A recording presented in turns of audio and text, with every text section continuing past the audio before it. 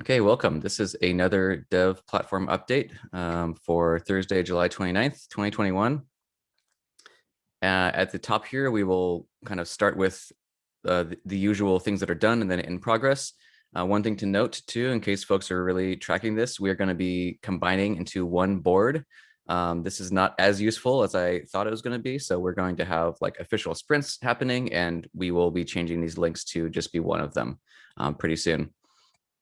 I think the updates this time are going to look smaller because there's been a lot of work on the sandbox side that will be frequently iterated upon. But let's just go over this, including some helpful links for folks who are following along. Okay, a big thing that's happened is the pre-release is available for the Rust SDK. And if you want to see that, I don't even want to try to capture all of the changes that have been made here. Here is a direct link. And just for future reference, if you want to see this kind of thing in the future, this is just the regular like crates.io. And the way you can find this is the versions. It will not show the version, the pre-release automatically. You click into this, and then it'll be very helpful to look at this change log. And major shout out to Austin, who's been really making this like a new part of our pattern here on this team. So there's a lot of great stuff, links to all the PRs. So if you are curious and you want to start using the newfangled near-Rust SDK, go ahead.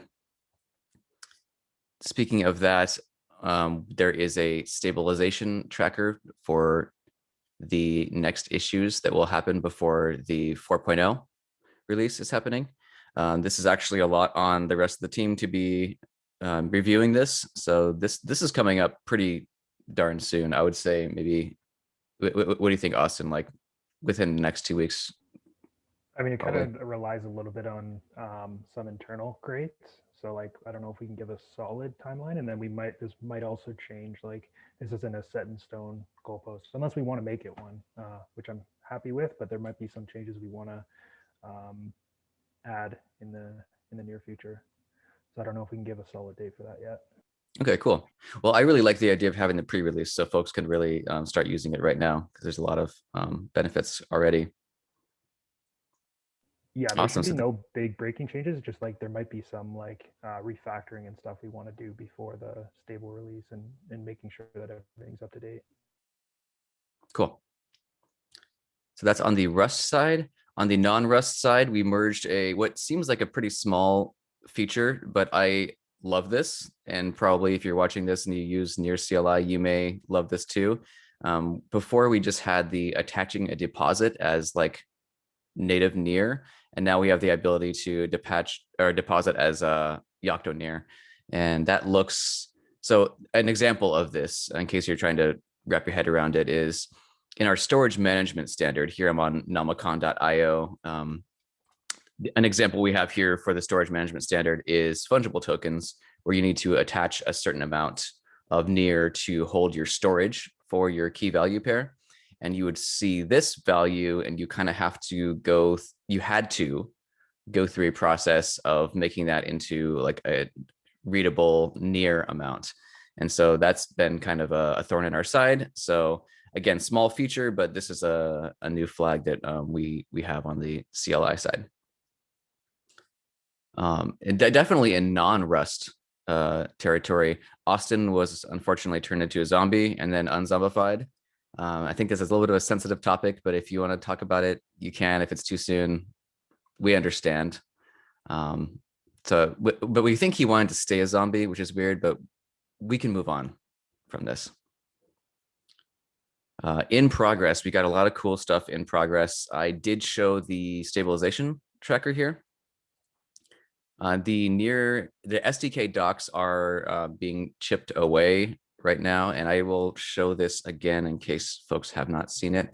Right now, it's not an official domain, but this is a very awesome resource for using the Rust SDK, which has been something that has been put off for a little bit, and I know our community is really going to be excited about it. So we're going over cross-contract calls, all the deep stuff, and also high-level stuff, including examples. That's very exciting. Look forward to that happening. There is a pull request open for a couple pull requests open for that. And then sandbox, I will just sort of use a little bit of repetition here. So simulation tests are being deprecated. We have no reason to really like remove that crate, but we want to move towards sandbox testing, which is going to be much more similar to how, or actually exactly how a near node works. Except for you'll be like compiling this thing with a feature flag that's just mainly used for testing. You can do stuff like patch state, a lot of other kind of features. So this is really one of the bigger things we're tackling right now. And there's sort of two aspects of this. There's the like utility side where we're wanting to make like our jest tests. So you can, similar to how you write jest tests now, you can use this for a sandbox. And so that would include like downloading this sandbox binary, setting up the runner, making sure it's like ready to go, then running tests, all of that. This lives at this repo if you want to check it out. But besides that, there are going to be some smart contracts that only need to be written in Rust. And similar to how we had simulation tests, you just put the tests into a certain directory. And when you say cargo tests, it runs them. So this is the sort of second part to this that Phong is working on. And as a broad note, Miraculous is a person on the node interfaces team, and he's going to be writing essentially near API JS in Rust. So maybe it's going to be called near API RS. We're not sure. So that is kind of exciting and very like tangent or very adjacent to dev platform goals. So then in the meantime, our team is just going to be writing some helper functions to make sure that we can do RPC calls using Rust and not have to have JavaScript dependencies. And then the other big thing that is happening for sure is we welcome all community folks to help us flesh out exactly how the near CLI should look. We have gathered a lot of great comments on this governance post, and I will show it right here. So for anyone who hasn't been there, gov.near.org, this is the governance site. And this is a great, long, comprehensive proposal on how the CLI should look in the future. And as with all things, we're trying to stick to a timeline here. So we are saying that the discussion will be closed on August 2nd.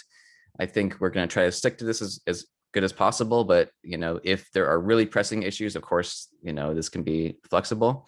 So please check this out and provide some feedback. Anyone can log in. This is all public. You just sign up for an account, and you can use a search feature if you want to find this new near CLI design proposal.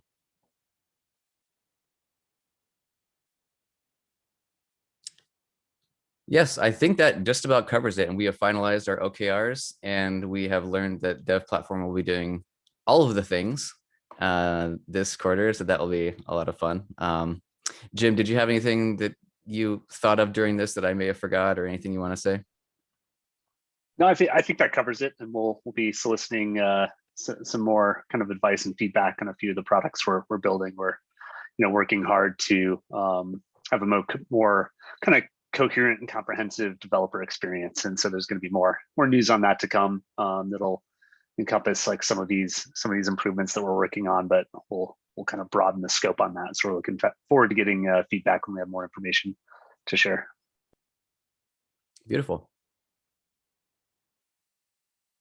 Yeah, well, I think that covers it. I feel like there's been a lot of great progress here, and yeah, big things just about to be released. So it's really exciting, and there will be some hackathons coming up, and so a lot of this stuff will be like fresh for the new hackathon folks. It's going to be great. I should also mention on a kind of fun note that there is a small bounty that is going to be worked on to help out with some examples, and we are using Sputnik DAO version 2 for that. So that is kind of neat. We are going to be dog fooding the Sputnik DAO. If you haven't seen this is the new version of Sputnik DAO. I suppose this is DAO fooding. here is the proposal. So we're going to be giving a front end to one of the examples and seeing if anything breaks. Cool. Josh Q, I saw you turn on your camera. Did you want to add anything?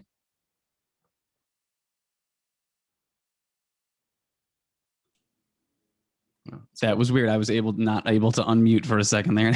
Actually, like minimize the window for a second. No, I've had my camera on the whole time. I thought I did at least, but no, I had nothing to add. There is the one point I could maybe add to this is that with the experimentation of like reducing contract size, there's the smaller multi-sig now. So if anyone on this call or anyone, I guess, we're watching the recording wants to try out a very minimal multi-sig that's about 40% of the size of the previous one and like will reduce the amount of syscalls, that's in the nesdie repository.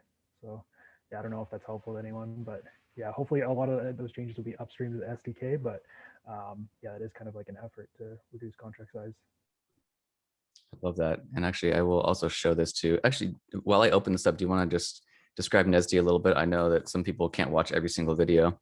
Yeah, so it's basically like an experimental SDK that's just focused on minimal contract size. So like compiled like minimal like WASM code size, and basically is no standard and just doesn't have a lot of the bloat that comes along with near-SDK, but obviously with a worse developer experience because you don't have all the great error handling and code gen and everything. But yeah, hopefully some of this stuff to reduce contract size will be upstreamed into the SDK after experimentation. Beautiful. Cool. And also, I see we got some awesome visitors. Nice to see you, Chad. I think you're looking slick, and I think your beard is new to me. Did anyone from any visitors want to chime in and say something? Just want to say what's up, guys. Thank you, Mike, for noticing me. And yeah, Josh linked me this little thing going on in here. And yeah, stoked to see everyone. See Jim in here. Haven't got to meet Josh yet, or Austin. Nice seeing Bowen in here. And yeah, Dorian and I were finishing up a like decentralized Venmo kind of video, just where you could transfer near to people. It's like a snappy little 5-6 minute video. So be expecting that on the socials tomorrow. And yeah, happy to chime in and kind of just see what you guys are up to on here. So yeah, and I love your background, Mike. Yeah, yeah, the Seinfeld background, it always makes me smile whenever I see it. Thank you. Yeah. Cool. Well, thanks, folks. I think that does it for this week. Thanks, everybody.